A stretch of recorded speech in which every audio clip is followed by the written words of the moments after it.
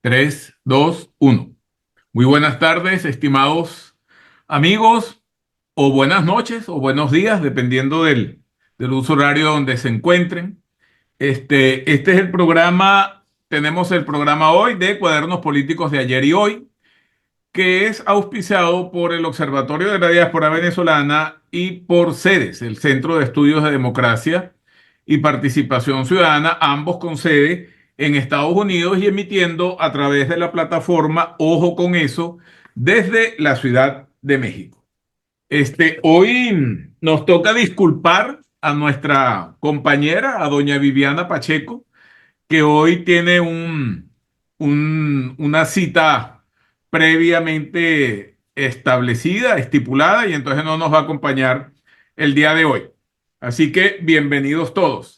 Hoy tenemos un invitado muy especial, amigo, colega desde hace ya muchos abriles, es José Vicente Carrasquero. José Vicente Carrasquero es matemático, doctor en ciencias políticas, doctor en políticas públicas con una maestría en ciencia política en la Universidad Simón Bolívar, que fue donde precisamente nos conocimos. Es experto en opinión pública y hace el análisis en general de procesos electorales, entre otras cosas, en el continente y en el mundo. Entonces, hoy precisamente lo invitamos para conversar sobre los resultados, quizás algunas ideas de perspectiva, quizás algunas opiniones acerca de los últimos resultados electorales en el continente, América Latina y por supuesto las recientes elecciones en América del Norte, México y Estados Unidos, entre ellos. Y entonces para ver cómo vemos el panorama, cómo ha sido el comportamiento de estas sociedades, qué podemos esperar en un análisis más o menos general de la situación en el continente, en la temática de los procesos migratorios, algunas expectativas a nivel global que se ven por allí, lo cual haremos en 30 minutos, ¿no? Entonces, vamos a ver si nos da tiempo. Ok, bienvenido, José Vicente. Gracias, Alejandro, por la invitación. En estos tiempos tan complejos, ¿no? Complejo. Mientras hablabas, iba haciendo como una especie de mapa mental de lo que estabas mencionando de las elecciones, y el único lunar que conseguí, lamentablemente, en nuestro caso particular, Correcto. donde además uno compara el seguimiento que se hizo de las elecciones, por ejemplo, el seguimiento que se hizo de las elecciones en México versus las elecciones en Venezuela, o el seguimiento de las elecciones en otros países versus Venezuela, las elecciones en Uruguay, por ejemplo, que pasan casi que desapercibidas, no porque Uruguay no sea un país importante, sino porque precisamente no hay de qué preocuparse, ¿no? La gente sabe que va a ir a votar, que la gente va a aceptar quién es el ganador y que va a haber un cambio de gobierno, que ni siquiera lo llaman transición, lo llaman simplemente cambio de gobierno. Lo mismo pasó en México. En México, que además es un país con una violencia, como tú sabes, Correcto. bien importante. Sin embargo, el proceso electoral fue un proceso electoral. Sí es verdad que ahí la cuestión es más dura, ¿no? Asesinatos de políticos, asesinatos de periodistas. El periodista parece que es quizás la profesión más peligrosa En México, de, sí. de México. Y sin embargo, nuevamente hay unas elecciones, se dan los resultados y hay un acuerdo general de que esos fueron los resultados de Estados Y de que Unidos. eso fue lo que pasó. Exactamente. En Estados Unidos, que anticipaba una contienda bastante, como en efecto lo fue, bastante cerrada, bastante competida. Bueno, al final terminó ganando Donald Trump, ganando inclusive los 7 estados estos que Sí. estaban, que todo el mundo le hacía seguimiento y en disputa. Y bueno, nuevamente la gente, por supuesto, todo el mundo, hay algunos que dicen, ah, se nos acabó el mundo, otros que dicen, bueno, qué bueno que ganó Trump, y ese tipo de discusión. toda esta introducción, Alejandro, y no es para que nos quedemos hablando todo el tiempo de Venezuela, contrasta, ¿no? Con el caso venezolano, donde eh, Edmundo González Urrutia gana con una ventaja considerable y el régimen simplemente decide desconocer y actúan como si no hubiese pasado nada.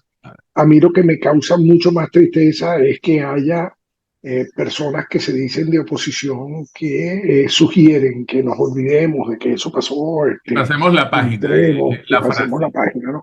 El asunto es que pasamos la página hacia dónde, Mm. porque entonces la carnada es una carnada para peces hambrientos, ¿no? Bueno, es que le vamos a financiar las elecciones, pero unas elecciones de qué, para qué. Bueno, es que si ganas el Zulia no me importa tanto y entonces te lo dejamos. Mm. Yo creo que el caso venezolano está siendo particularmente menospreciado. Es un sentimiento que yo tengo. Tú estás en Washington, a lo mejor tienes otro tipo de cercanía, pero el caso está siendo menospreciado en la medida en que los venezolanos nos quedamos sin incentivos para la participación electoral de ningún tipo. Porque bueno, si a ellos no les da la gana de reconocer los resultados, no lo van a reconocer. Ya teníamos antecedentes de esto con la elección de Barinas hace unos años, te vas a Exactamente. acordar, y teníamos antecedentes de un asalto similar en las elecciones del Estado Bolívar, que básicamente se las quitaron a Andrés Velázquez. Esto ya es una cuestión de carácter superlativo, donde ya uno dice, bueno, vamos a negociar, dicen, y bueno, voy a negociar con quién, porque cuando ¿Qué? ¿Qué uno vas a habla de, negociar? Mm. sí, cuando uno habla de política, ¿no? Alejandro, uno dice, bueno, del otro lado tengo un político, o Ujú. del otro lado tengo a una persona que se comporta dentro de unos ciertos patrones de ¿cómo llamamos esto? De éticos, ¿no? Morales. Pero del lado venezolano se negoció en Qatar, Ujú. de Qatar caímos en Barbados, de Barbados, bueno, al final lo que ellos consideraron que era el huesito que se podía dar, porque ellos pensaban que con ese huesito igual ellos iban a ganar, inclusive con el huesito perdieron, y entonces, nada, ¿qué negocio yo ahí? O sea, ¿qué posición tengo? Que me dejen vivir, que me arrime contra una esquinita y entonces me dejen Mm. respirar y no se metan conmigo. Oye, yo creo que esa es una posición bastante triste, que nuevamente contrasta con el resto Sí, del continente, elecciones en Argentina discutidas, pero bueno, se reconoció exacto. al final el ganador, algunas elecciones locales en Brasil, Paraguay, por donde ejemplo. Paraguay, países que por cierto, Alejandro, antes eran dictaduras, no hace Ujú. mucho tiempo atrás, ¿no? Correcto. Mientras Venezuela disfrutaba de una democracia, que llamábamos una democracia consolidada, llegamos a decir en algún momento, nada, tú tienes a otros países que en momentos fueron dictaduras que ahorita están Sí. mostrando una salud democrática, lo voy a decir, envidiable. Envidiable, sí. Fíjate, empezando por Chile, pues, que se Ujú. alza hoy como la democracia más consolidada, como nosotros decíamos de Venezuela, bueno, Colombia, en fin. Pero quería revisar este caso, el caso de Venezuela, precisamente como una referencia y quizás como un motor de observación con respecto a los tres países que en América Latina en este momento son como los tres lunares, ¿no? En el sentido de ejercicio de libertades y de derechos cívicos, etcétera. Que es el caso de Cuba, Nicaragua y Venezuela, ese triángulo allí, este, mm, el triángulo diabólico, ¿no? Ese eje allí. Entonces, revisar ese caso, ese de los tres, en donde efectivamente no se puede percibir, no se puede afirmar una cultura política democrática. En el caso de Cuba, bueno, tuvo muy pocos eventos democráticos luego de la independencia a finales del siglo XIX, pero en el caso de Nicaragua, bueno, su pequeño oasis ahí con la primera la elección de la Chamorro y posteriormente la primera presidencia democrática de Daniel Ortega.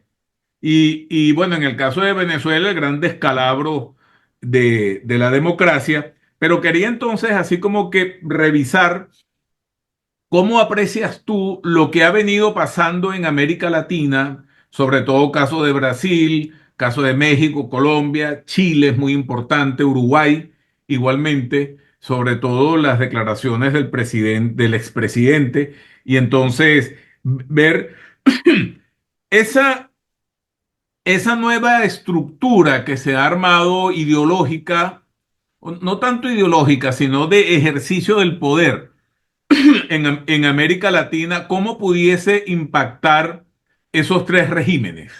Ese triángulo allí de La Habana, Managua, Caracas.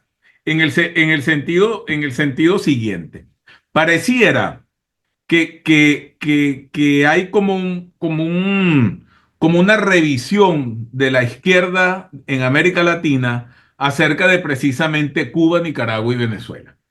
O sea, pareciera como que esa otra izquierda, no dogmática, o quizás dogmática, pero con unos principios de respeto a la institucionalidad de los países, pareciera como que se aprecia un rompe, un deseo de distancia con Maduro, con Ortega, con Díaz-Canel, etcétera.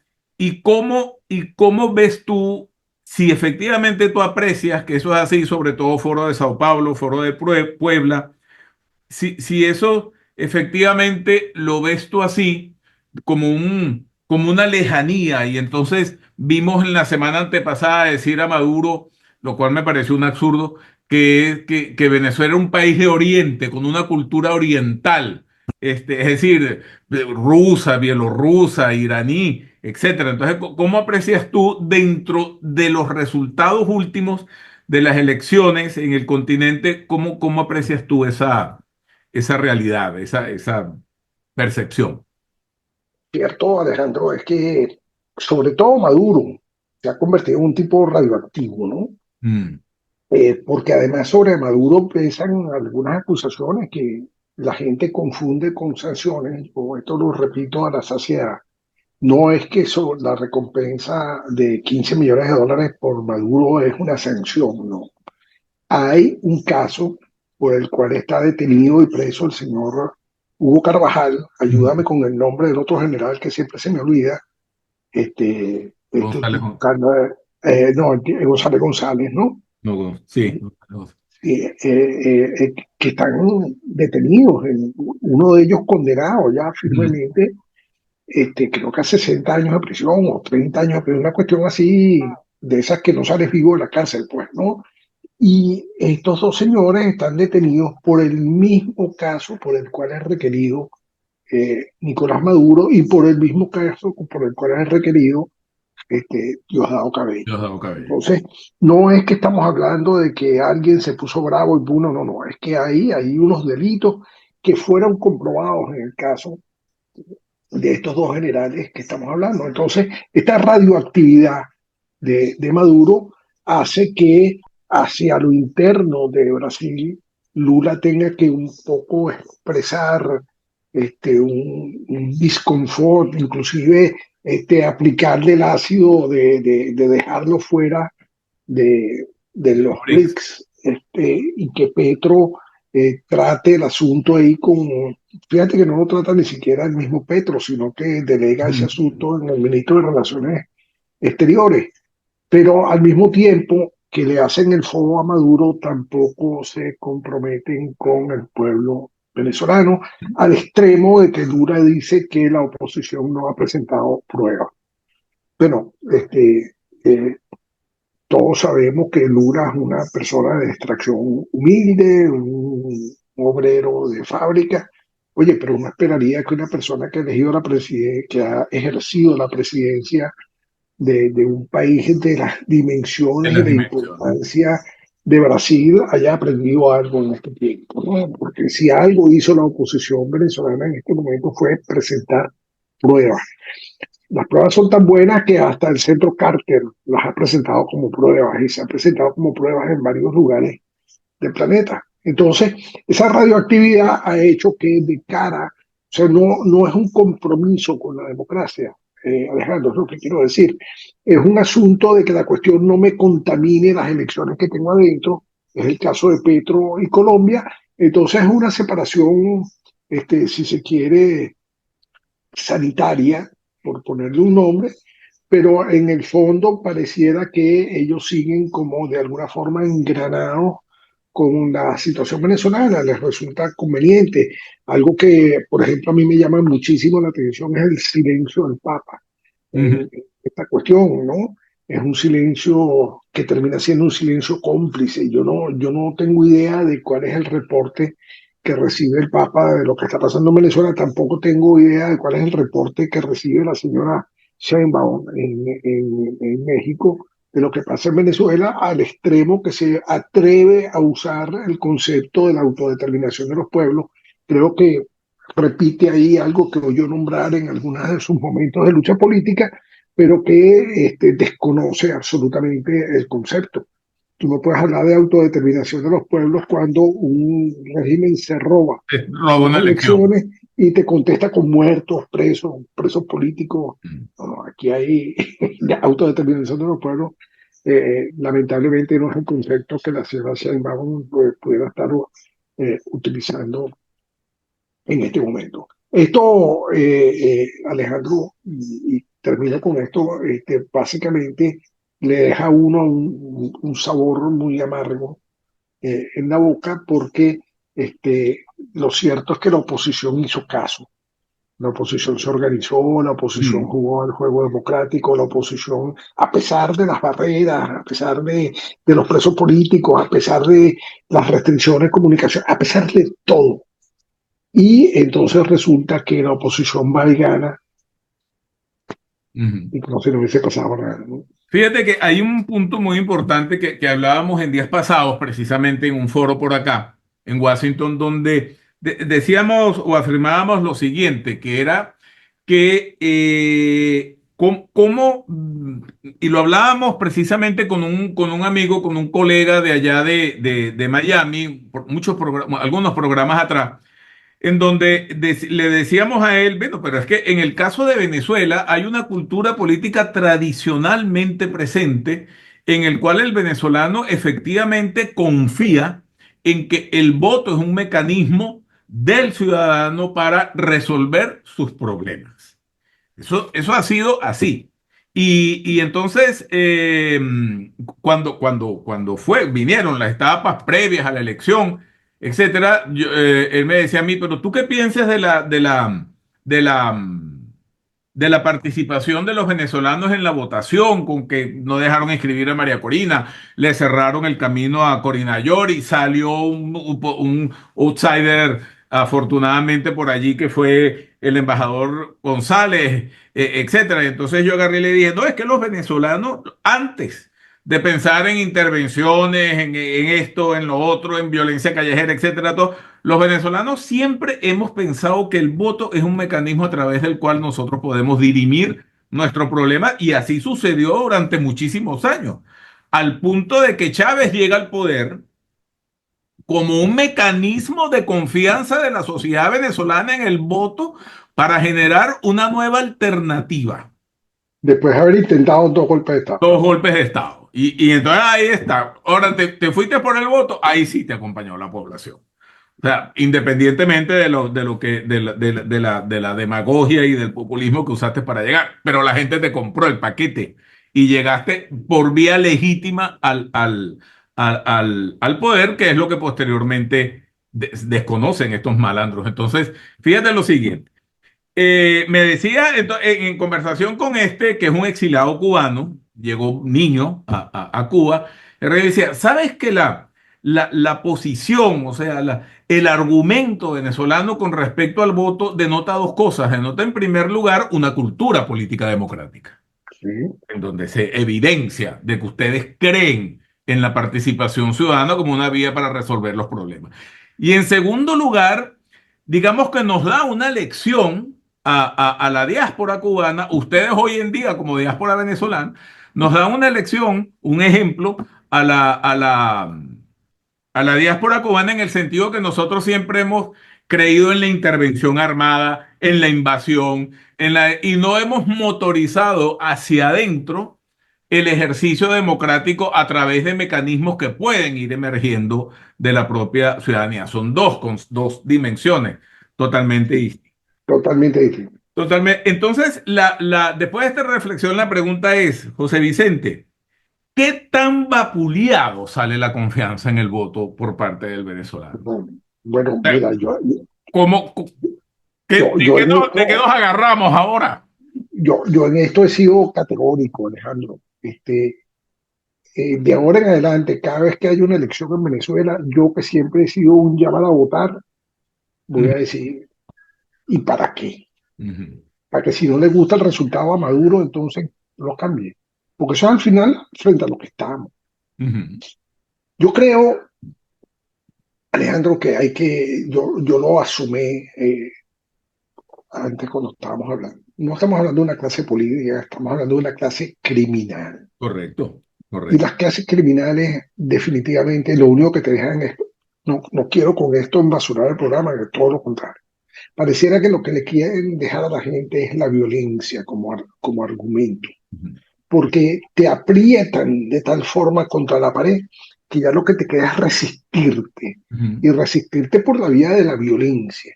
Es como cuando ya te tienen contra la pared y entonces tú estiras los brazos y tiras las manos a ver si logras librarte de esto que tienes delante. Y es un juego que ellos juegan básicamente porque controlan la violencia, porque las Fuerzas Armadas se putrefactaron con esta clase criminal. Entonces tú tienes un señor como padrino a quien lo único que puedes decir es que le queda bien el apellido, ¿no? Y el padrino. ajá. Un tipo que se presta para este tipo de acciones, un tipo de una moral absolutamente Además, demostrada además que contraria. te construye un discurso para acompañar un fraude y legitimarlo desde la Fuerza Armada. Eres totalmente un cómplice Eh, del golpe de Estado que hubo en Venezuela el 29 de julio en la madrugada. Eso hay que agregarlo a las tablas de los golpes de Estado, porque los golpes de Estado no se dan contra los presidentes, ujú, los golpes de Estado no se dan contra los palacios, los golpes de Estado se dan contra la soberanía popular. claro. Y la soberanía popular se expresó muy bien el 28 de julio, y ya desde el 28 de julio en la mañana habían sitios donde estaban tratando de evitar que la gente votara y cosas así por el estilo, pero el desborde fue tan brutal que no pudieron otra cosa que dejar, bueno, pero cuando cierran las elecciones y empiezan a ver los números, y los números no les gustan, entonces párame todo. Y eso fue lo que hicieron, ¿no? Ujú, El que se coma la mentira de que hubo un hackeo es un absoluto ignorante, lo puedes llamar de otra manera. Y el que piense que la página del CNE la tumbaron y que 100 días después todavía está tumbada y eso es lo que impide que se muestren las actas, ese ya no es ignorante, se entra en la categoría psicológica de imbécil. O sea, una persona sin capacidad alguna de discernimiento y puede comerse cualquier coba de esta. Seguirle pidiendo a Maduro que muestre las actas es un irrespeto con la misma persona que lo pide. O sea, esa persona que pide actas se está irrespetando a sí misma. Entonces, hemos llegado a un momento, Alejandro, donde pareciera que el único espacio que está dejando Maduro es la violencia, venga de donde venga, venga de donde venga, correcto. Exacto. porque él no está dispuesto a transigir de ninguna otra forma. Y hablan como que ellos ganaron las elecciones y las ganaron por paliza, ¿no? Bueno, la única paliza que nos dieron fue las personas que mataron entre el 29 y el 30 de julio, las personas que han puesto presa entre el 29 y Los el 30 de 2.000 julio, y presos esta políticos. demostración brutal de violencia. Esa es la única paliza que nos han dado. El resto, Maduro es hoy, me imagino que es haber visto la encuesta de Mega Análisis, Maduro es hoy menos popular que era el 28 de julio. Claro. Un punto. Aquí conversábamos también en días pasados sobre el proyecto político que tiene, el proyecto de país que tiene Maduro ya para ir cerrando. Este, yo recuerdo que él enseñó como una carpetica azul, que muchas dicen que ese programa fue diseñado en China, no sé si es verdad, de los 7 ejes, no, creo que se llaman, etcétera. Yo me lo leí en días pasados y en realidad este, que ese sustituye a los motores, que sustituye a las iniciativas, que sustituye a los planes anteriores. El hecho es que pareciera que, y creo que ese es uno de los fundamentos, los resultados del 28 de julio, que en el gobierno, en el régimen, por decirlo, en el régimen no existe un proyecto político, un proyecto de nación, más allá de la intención de permanecer en el poder por las razones o por los miedos que sean. En ese sentido, uno observa cómo en estos últimos días, sobre todo luego del triunfo del presidente Trump, uno ve a Maduro y al régimen así como que tratando de ofertar, tratando de construir de hilvanar una propuesta que más o menos dé una idea de nación, una idea de futuro. Sin embargo, eso nosotros no lo vemos. Y como decía Ortega y Gasset, una nación que no tiene idea de futuro común no existe, ¿no? Entonces, pareciera que estamos en ese cargo. Entonces, eh, supongamos, vamos a hacer aquí un ejercicio de imaginación, supongamos que Maduro se corona presidente en enero, inicia un periodo de gobierno, pero ¿qué va a hacer? O sea, ¿cuáles son las perspectivas? ¿Cuáles son nosotros hemos analizado en en otra oportunidad hasta trabajamos juntos en la ¿Cómo redacción no? de un programa Sí. de gobierno, etcétera. Y bueno, y hemos visto cómo uno construye escenarios y plantea realidades distintas en oportunidades hasta opuestas para tratar de visualizar cuáles pueden ser los escenarios de una realidad para el ejercicio y la acción política. ¿Cómo ves tú esa acción política? O sea, supongamos que tome el poder, etcétera. ¿Cuánto soporta un país bueno, eso no se puede, eso sería ser adivino, pero en el caso nuestro de Venezuela, ¿cuánto más pudiese soportar un país o el país se va a quedar sin gente porque viene una nueva ola de migración? Sí, lo primero que hay que decir, Alejandro, es que el país se hizo insostenible. Tú no puedes sostener el país bajo con Un un esquema. piso de mentira, con un esquema inexistente de una legitimidad que no tiene y de un derecho a mandar que no tiene. Entonces, ¿a qué recurren? Recurren a la cooptación por varios mecanismos. Entonces te aparece un tipo de fe de cámara diciendo, bueno, nosotros cumplimos con pedir Mm, que publicaran las actas, pero si no las publicaron, usted es un pusilánime. mm, Perdóneme que se lo diga. Usted es un pusilánime. Este, Usted lo que le interesa es su negocio. mm, Calce la boca, no aparezca, eh, tenga vergüenza con sus nietos, con sus hijos, no aparezca.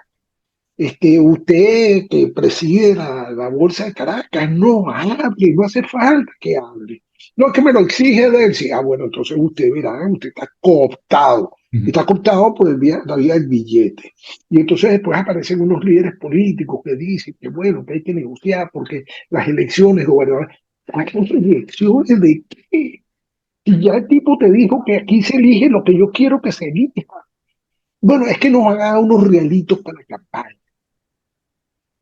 Esa situación, Alejandro, es verdaderamente preocupante. Y eso sin decir que yo no lo puedo comprobar, pero que hay algunos académicos e intelectuales que viajan por el mundo debidamente financiados, explicando que, bueno, no, que lo que está ahí es lo que es, pues, que Maduro es el que va a estar ahí y que hay que. Y entonces caemos en la carpetica azul. No hay carpetica azul. Oye, vale, tú te acuerdas en Gran Viraje y te acuerdas de el quinto plan de la quinto plan de nación, la nación. cosas serias, ¿no? No, no, esta payasada de los siete ejes y cosas así, por el estilo.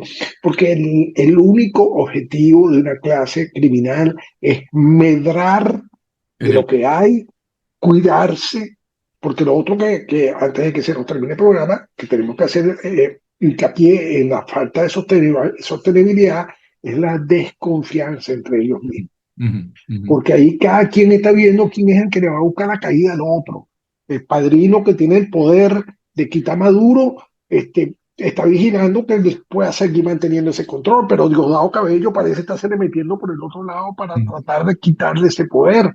Y entonces Maduro está ahí viendo, porque al final, en este triángulo, los Rodríguez, Cabello, Padrino, y poniendo a Maduro aquí un poco encima del asunto, Maduro no tiene la capacidad que tenía Chávez de manejar estos malandros. Ujú, ujú. Entonces, tú tienes una situación inestable, una situación que va a hacer que el país sea inviable. Ahí le está dejando Biden de regalito unos permisos más para unas Sí, petroleras y cosas por así un por el tiempo. estilo. Mm. Yo creo que eso down the road no Y va entonces, tampoco ya para cerrar, la última reflexión. Mucho se habla, vimos a, a los venezolanos como que opinar desde esquemas distintos, etcétera, sobre el triunfo de Trump en las elecciones. Y últimamente ya la designación parece ya que oficial de Marco Rubio como secretario de Estado, lo cual efectivamente es un campanazo bien estratégico, bien importante para la región, o sea, para el continente americano. Este, ¿cómo, y vimos ya un primer ejercicio del poder de Trump, claro, muy impactado por el tema de la pandemia, etcétera, pero vimos sus estrategias en líneas generales a nivel internacional, sobre todo el caso de Corea, de China, de Rusia, etcétera, un poco de América Latina, el ojo sobre Venezuela fundamentalmente a través de aquel espaldarazo al gobierno interino, este, independientemente de lo que uno opina de él. Pero dentro de esas perspectivas de visualizar una posición de Trump con respecto a estos ejes, al eje La Habana, Managua, Caracas, y fundamentalmente en el tema de Venezuela, por una razón muy sencilla, o sea, geopolíticamente Venezuela hoy en día representa las mayores reservas de petróleo del mundo, independientemente que el mundo tienda ya hacia otros modos de energía, pero por ahora los hidrocarburos están allí eh, presentes y entonces reyes. Exacto. Entonces, ¿cómo ves tú en esta nueva administración que iniciamos aquí en enero? ¿Cómo pueden ser esas relaciones? Si habrán posibilidades de una negociación, porque son políticos y los políticos no, lo que tienen son intereses y no pasiones, aunque muchas veces los intereses y las pasiones se dan la mano. Pero ¿cómo ves tú la nueva administración de Trump? Sobre todo con un aspecto muy importante que es que el presidente Trump no tiene posibilidades de reelegirse, sino que tiene que ejecutar en 4 años lo que tiene pensado hacer. Sí, ahí vamos a hacer una acotación. No tiene posibilidades de reelegirse, pero él viene con un plan de largo aliento, entonces Sí. él necesita dejarle el camino hecho al que venga atrás que sea republicano. Entonces, Exacto, no es que vengo aquí a tirar los dados a lo loco y ujú, después me voy, no, él tiene un plan de correcto. ir hacia allá. Y por lo Y tanto, necesita una compañía y un respaldo importantísimo del partido. Eso está claro, claro. Eso está claro. claro, y entonces aquí lo que vamos a ver de cara a Venezuela, que creo que es lo que al final estamos tratando de redondear ahí un poquito, de cara a Venezuela vamos a ver una posición bipartidista que es abiertamente contraria a Maduro, independientemente de que le quieras abrir el grifo a las petroleras, básicamente por el lobby petrolero, Ujú, porque las compañías petroleras les interesa tener donde hacer negocio. Pero de cara al año 2025 a estas petroleras se le van a poner los colmillos largos con los propios Estados Unidos, ujú. con el estado de Pensilvania para hacer fracking, con todo lo que Trump pretende hacer desde el punto de vista de convertir a los Estados Unidos en el superpower Sí, petrolero del mundo. así es, Entonces ahí Venezuela empieza a diluirse en su importancia. Hay una medida que al lado Guyana va creciendo un poco. Y correcto. fíjate que algo que la Y gente la no plataforma menciona, de Brasil. Y la algo que la plataforma. gente, sí, exacto, y cae abajo en Vaca Muerta, ¿no? Ajá. En Argentina. Pero algo que la gente no menciona es que hay un interés de mantener a Guyana funcionando. Ujú, Y para que Guyana funcione, Venezuela es una amenaza. ujú, Entonces, desde el punto de vista geopolítico, tú tienes que tener a Guyana suministrando el petróleo que ya no me da Venezuela, pero además tengo que tener a Venezuela lo suficientemente controlada para que no me fastidie. Y por último, yo creo que es evidente, o debiera ser evidente para la gente de las petroleras y los gobiernos, que quien verdaderamente garantiza controlar la migración y tener una industria petrolera saludable, abierta a los mercados internacionales, es precisamente un cambio de gobierno y no un gobierno que siga utilizando el petróleo y que siga utilizando la migración como mecanismo para seguir chantajeando a los correcto. norteamericanos. Exacto. Sí, así es. Absolutamente de acuerdo. Bueno. Estimados amigos, hemos llegado al final del programa. Nuestro agradecimiento a José Vicente Carrasquero, que como decíamos es matemático, tiene una maestría en ciencias políticas, un doctorado en políticas públicas aquí en Connecticut, y entonces, y analista político y experto en opinión pública. Entonces, les recordamos que el programa llegó a ustedes gracias al auspicio de CEDES y del Observatorio de la Diáspora Venezolana y transmitido a través del canal de la plataforma Ojo con Eso desde Ciudad de México. Muchísimas gracias a José Vicente y seguramente te estaremos volviendo a invitar por estos lares. Muchas gracias, Alejandro, por la invitación. Hasta luego, pues.